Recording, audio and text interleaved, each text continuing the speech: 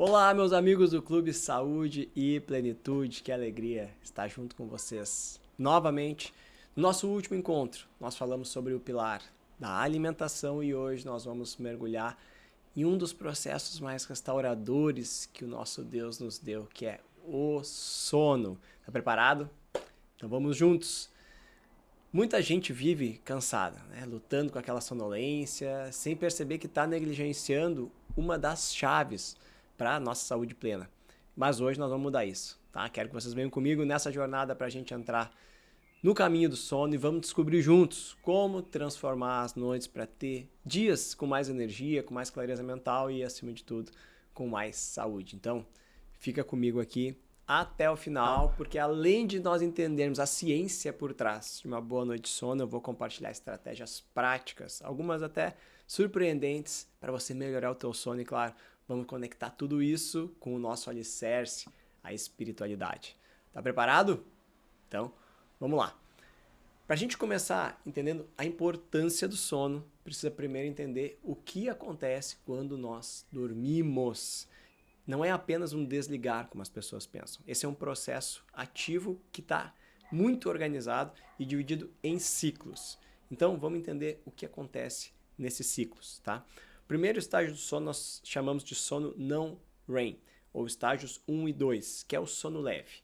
Aqui o corpo começa a relaxar, a atividade cerebral diminui e essa é a porta de entrada para o descanso.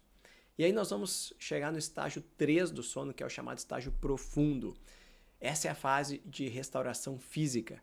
É aqui que o corpo se repara, o nosso sistema imunológico se fortalece, os tecidos são reconstruídos, a gente tem a liberação do hormônio do crescimento, GH, que é essencial para a regeneração celular, essencial para o crescimento, muito importante nas crianças que dormem mal podem ter problema com GH.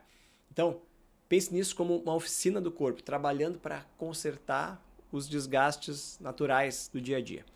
E aí nós vamos para o chamado sono REM, que significa movimento rápido dos olhos. Esse, depois do sono profundo, nós chegamos no sono REM. E aqui o cérebro fica muito ativo, é quase como se a gente tivesse acordado. Essa é a fase dos sonhos e é a fase da restauração mental. Tá? É no sonho REM que nós consolidamos memórias, aprendizados. É como se o cérebro organizasse os arquivos do dia e aí descarta o que não é importante e guarda o que é essencial. Esse sono REM, bem dormido, é fundamental para a criatividade, para a regulação emocional e para a memória. Perfeito?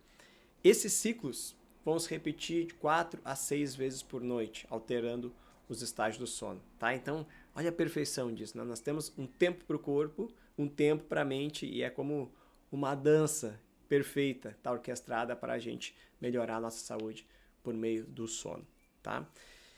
Só que hoje é muito comum dormirmos mal, tá? É uma pandemia de insônia, de problemas de sono. E o que acontece quando essa arquitetura do sono não ocorre da forma certa? Existe um neurocientista, Matthew Walker, que é autor do livro Por que Nós Dormimos? E ele afirma que toda doença que parece estar nos matando no mundo moderno tem ligações significativas com a falta de sono. Vamos ver que ligações são essas. Impacto na saúde hormonal, primeiramente. A gente tem lá o cortisol. A privação do sono desregula a liberação do cortisol, que é o hormônio de estresse. Então, em vez de ele estar baixo à noite, ele sobe, gera ansiedade, dificulta para dormir, cria um ciclo vicioso e prejudica a nossa imunidade também. Por isso é comum infecções em quem dorme mal. Outros dois hormônios, grelina e leptina. Quando nós dormimos mal, a gente tem um aumento da grelina, que é o hormônio da fome, e uma diminuição da leptina, que é o hormônio da saciedade. E aí, qual é o resultado? Mais vontade de comer alimentos calóricos para satisfação, né? E menos saciedade. Isso contribui para ganhar peso, né? E para essa epidemia de obesidade que a gente também está vendo aí. A insulina também sofre com sono ruim, tá? Basta alguns dias de noites mal dormidas que a gente já tem uma diminuição da sensibilidade do nosso corpo à insulina. E isso, em longo prazo, aumenta o risco de diabetes tipo 2. E como o sono impacta na nossa longevidade, nos nossos anos de vida? A gente tem estudos recentes com resultados muito claros de que dormir bem aumenta a expectativa de vida. Tem pesquisa de 2023 que mostrou que os homens com hábitos de sono saudáveis podem viver até 4,7 anos a mais e as mulheres 2,4 anos a mais. enquanto que a falta de sono está ligada a um risco aumentado de doenças cardiovasculares, Alzheimer e um sistema imunológico enfraquecido que nos deixa mais vulneráveis às infecções. E eu falei que ia compartilhar com vocês algumas estratégias, né, de biohacking para a gente melhorar o sono, e a gente pode sim agir nisso para dormir uma noite melhor.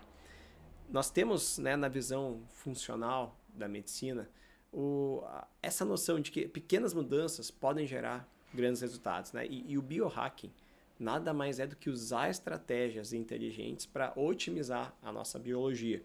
Então, como nós podemos aplicar isso em relação ao sono? Número 1, respeite o ritmo circadiano, que é o nosso relógio interno, tá? De manhã cedo, quando você acordar, procure se expor ao sol já nos primeiros 30 minutos. Isso vai dar um aviso para o seu cérebro que o dia começou e vai ajudar a regular a produção de melatonina lá de noite. Então, essa exposição inicial é super importante. Durante a noite, no seu quarto, escuridão total, tá? Evite intensidade de luzes da casa, desligue as telas mesmo do quarto, até a luzinha do ar-condicionado, porque qualquer tipo de luz vai diminuir a liberação de melatonina e prejudicar o teu sono. A temperatura do quarto também é importante. A gente tem estudos mostrando que entre 18 e 20 graus, essa seria a temperatura ideal para a gente ter um sono adequado, né? Essa diminuição da temperatura que faz com que o nosso sono ocorra de forma melhor.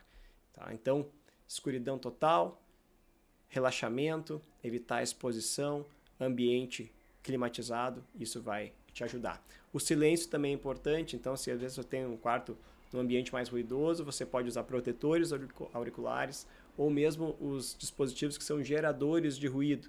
Né? Até no celular hoje a gente pode ter um sonzinho ali de uma chuva, de um mar, que faz com que a gente distraia o nosso ouvido para os barulhos externos e foque ali para ter uma noite mais tranquila.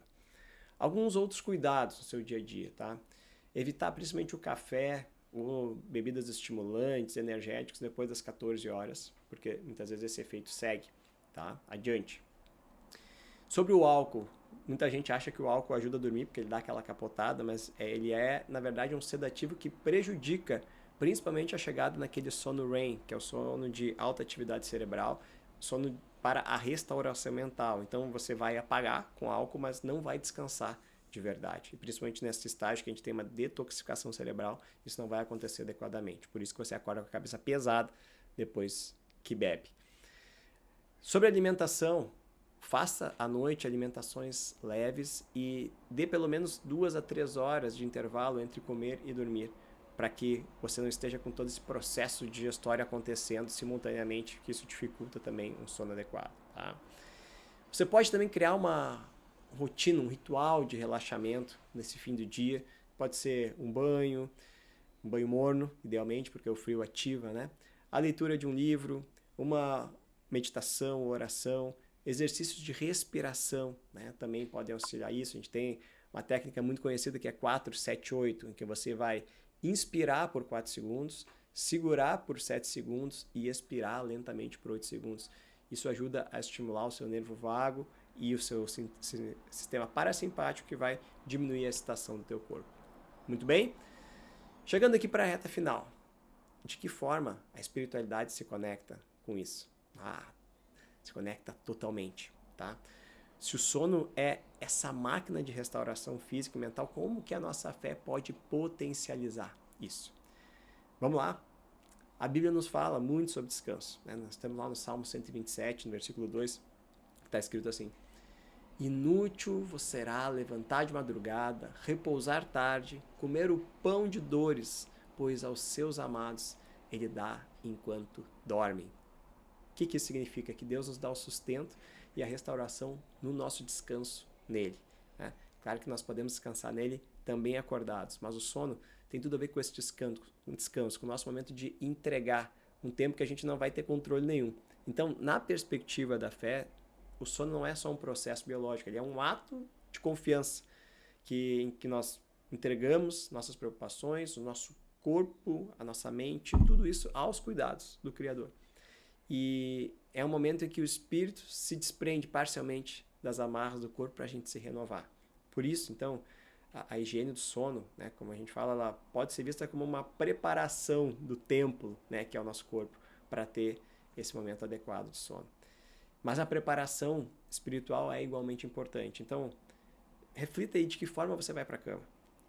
Coração cheio de ansiedade, as notícias desse mundo, ou você vai com um coração de paz, um coração de gratidão. Então, eu quero te convidar para sempre terminar o seu dia com uma oração.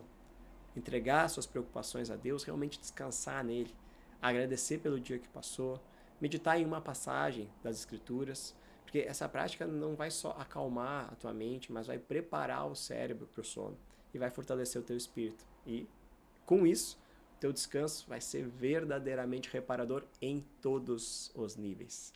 Tá certo? Pessoal, o sono não é um luxo, ele é um pilar essencial para a saúde plena que nós buscamos. E eu vejo que o sono é também um presente divino para essa nossa restauração completa a cada dia, corpo, mente, espírito, tá certo? Eu vou botar um desafio aqui, quero que você escolha uma dessas estratégias que eu compartilhei hoje e aplica na tua vida por uma semana. Depois volta aqui nos comentários para me contar como que você se sentiu, tá? Em qual delas você vai escolher, tá certo? Pessoal, se esse vídeo te ajudou, deixa aqui o seu like, compartilha com quem precisa ter mais informação sobre o sono, se inscreve no nosso canal para não perder o próximo vídeo, em que nós vamos falar, né, do nosso terceiro pilar, que é a atividade física, que também é super importante. Então, que todos nós tenhamos noites de paz para ter dias de plenitude. Fiquem com Deus e até a próxima.